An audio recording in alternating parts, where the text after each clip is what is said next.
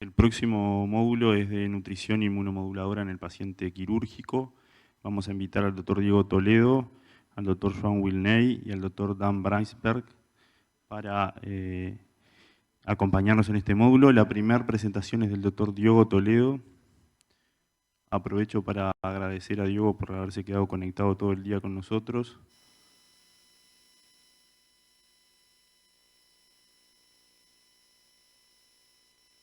Vou compartilhar minha tela.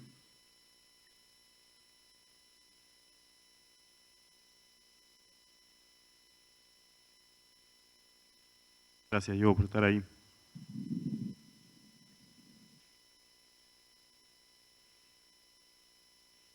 Tá ok? Comenzá cuando quieras. Obrigado mais uma vez. Eu vou falar agora sobre imunonutrição para paciente submetido à cirurgia. E a gente sabe que não só o protocolo ERAS, eles têm esse tipo de intervenção como uma das premissas importantes na recuperação desses pacientes. E a imunomodulação faz parte, então, um desses pilares. E não só o ERAS, mas como alguns outros protocolos já internacionais, como Strong Surgery e até mesmo o Projeto Aceito. E a ideia da imunonutrição, nesse caso, seria para melhorar desfecho desses pacientes. E os desfechos, principalmente, quando o contexto da imunonutrição apresentado, seria a melhora da função imunológica, uma diminuição dessa resposta inflamatória exacerbada e até mesmo na cicatrização desses pacientes em ferida operatória. Claro que a ideia durante essa resposta inflamatória do paciente cirúrgico é tentar modular para que consiga ter um equilíbrio entre essa resposta inflamatória sistêmica e essa resposta anti-inflamatória compensatória. Os elementos mais utilizados na literatura é a arginina, nucleotídeo, ômega 3 e glutamina, mais especificamente um pacote dos três que são entregues nos estudos, que é o ômega 3 e a arginina e nucleotídeo. A gente não sabe especificamente porque na maior parte dos estudos eles são engessados, mas que chamaria atenção um papel importante da arginina nesse contexto. Para ficar mais didático, então, eu vou falar primeiro dessa parte, ômega 3, arginina e nucleotídeo, depois da glutamina. Se a gente olhar no PubMed hoje, mais de 40 trials suportam aí esse tipo de intervenção de imunomodulação, de uma varredura que eu fiz de 2002 até 2021, com mais de 4.000 pacientes aí avaliados. O arquétipo de toda essa história seria o estudo do Zaloga, publicado há um tempo no JPEN, mostrando que esses pacientes, tanto a intervenção imunomoduladora pré, peri ou pós-operatória desses pacientes, haveria uma redução de mais ou menos 51% de complicação infecciosa quando a gente está falando desse tipo de desfecho. Quando a gente compara, então, o tipo tempo de internação, há uma redução do tempo de internação nesses pacientes, principalmente pacientes utilizando perioperatório, ou seja, no pré ou no pós-operatório, e também uma redução de complicação infecciosa em mais ou menos 41% nesses pacientes.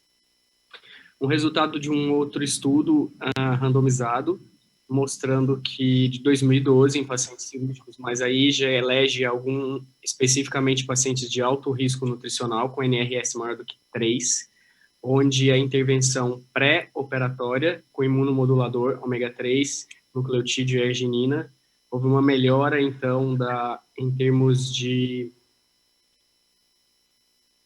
complicações, mostrando que diminui infecção, complicação infecciosa, tempo de internação na UTI, tempo de internação hospitalar e até mesmo readmissão com P estatístico, como a gente pode observar.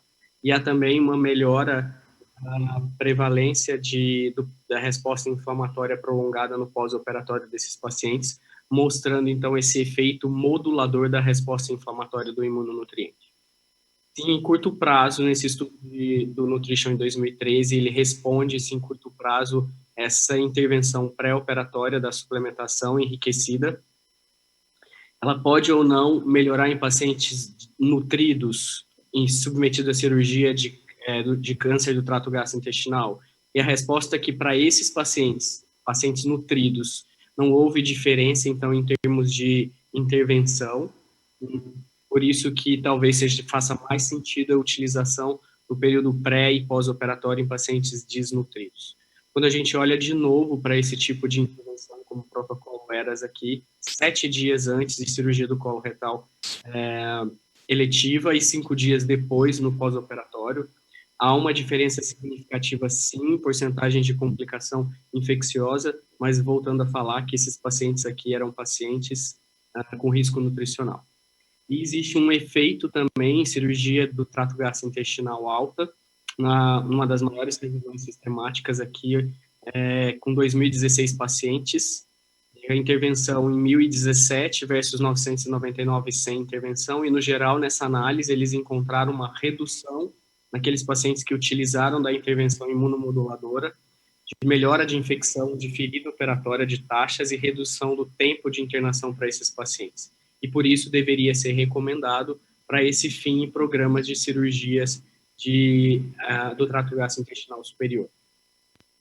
Esse é um outro estudo publicado na Clinical Nutrition, agora desse ano, e que eu fiz questão de colocar aqui porque ele mostra uma outra perspectiva, não só da parte imunomoduladora, mas também de uma parte que a gente hoje tem um olhar mais cuidadoso, que é a preservação da massa muscular e até mesmo de força muscular desses pacientes.